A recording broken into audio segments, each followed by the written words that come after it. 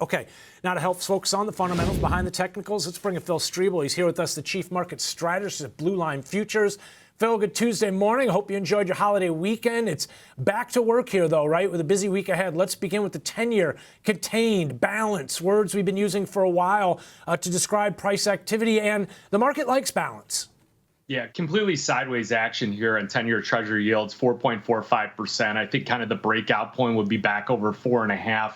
But if you look at the 2-year yield, it definitely paints a different picture here with yields up at 4.89%. So 2-year yield is really aggressively higher. And I think that is Kashkari coming out saying that interest rate hikes might be on the table. The Fed's got a pretty aggressive hawkish policy stance here at the moment. We're going to have to continue to monitor the economic data. And I think it's really the consumer that will be the one that, the straw that breaks the camel's back and gets the Fed back on the cutting type of verbiage. So we need to watch that consumer confidence data. We need to watch the initial claims data. Retail sales have been weak, not only here, but also in China. But it's going to be the consumer that breaks first because of the high debt burdens, the higher for longer stance with interest rates. And then I think that's what gets gets it going here as far as cutting rates again. Phil, it sounds like you are sensing that it's starting to take its toll, right? The Fed's initiatives to slow the economy. You referenced the consumer in terms of spending.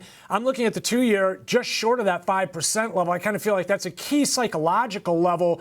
I'm kind of maybe reading a little bit too much into your comments there, but it sounds like if we were to take that out 5%, it feels like you don't think we'd hold up there for long.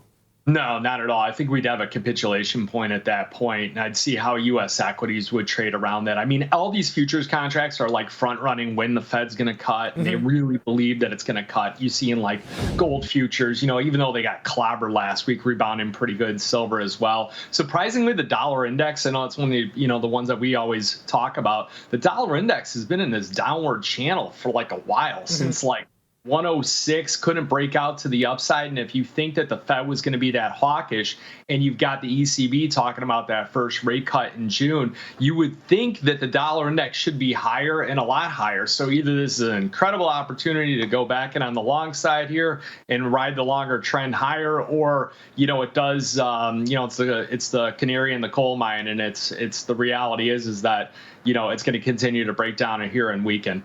Yeah, I've been keeping a close eye on the dollar. I agree with you, channeling lower here off that double top we saw back in the middle of April, beginning of April, 106.50. I'm wondering if maybe the culprit there, it not being yields, not necessarily the catalyst being the euro, the pound either. It seems like maybe the yen, which has firmed up a little bit, right? We've kind of lost sight of that product, which was attracting a lot of attention amidst the focus on the BOJ, but it's kind of taken a little bit of a backseat role, but it has been strengthening.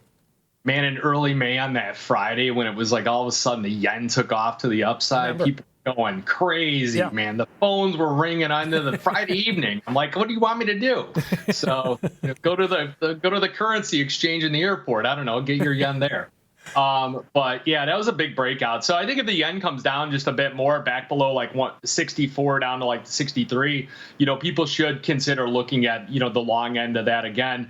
We're recommending, because of the deterioration that we've seen on the futures contracts, like the problem that I see a lot of traders do is they don't have defined, risk management coming into the trade. So you buy, say, like just totally, for example, you buy a yen future, and then all of a sudden they have dovish after dovish policy meeting, and the futures continues to deteriorate against you, you're going to dig yourself in a pretty deep hole. So when you're trying to pick like bottoms or tops or things like that, you have to have a defined risk parameter. Like if it takes out this level, like we said, like 106.60 on the dollar, if you're shorting it, that's where you need to be out, because the chance are breakout to the upside.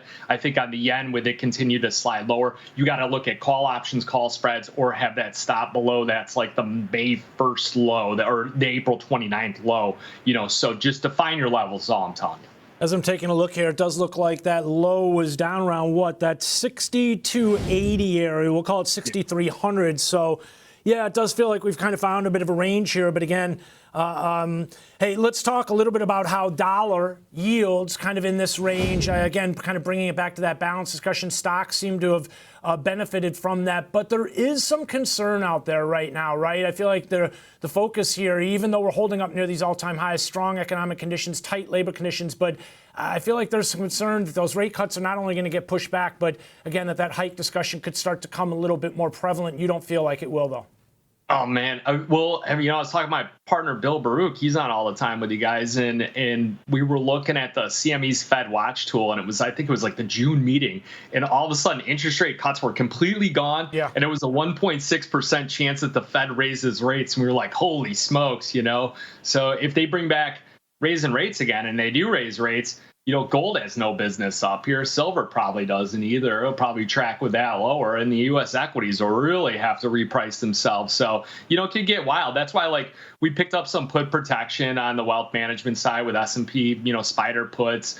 Some of the futures clients I'm working with, we've got September 50-200 puts. The micro contracts, great way to hedge some exposure in the in the equity markets. But man, if they did come out and they just start raising rates again, holy smokes, computers going to be smoking over here. I feel like that would shift the momentum quite a bit, to say the least here. But it's not completely off the table, as Kashkari pointed to this morning, right? And it's not like the Fed's necessarily had it right, or historically over the last couple of years here, they necessarily pegged it. They had to pivot a couple times.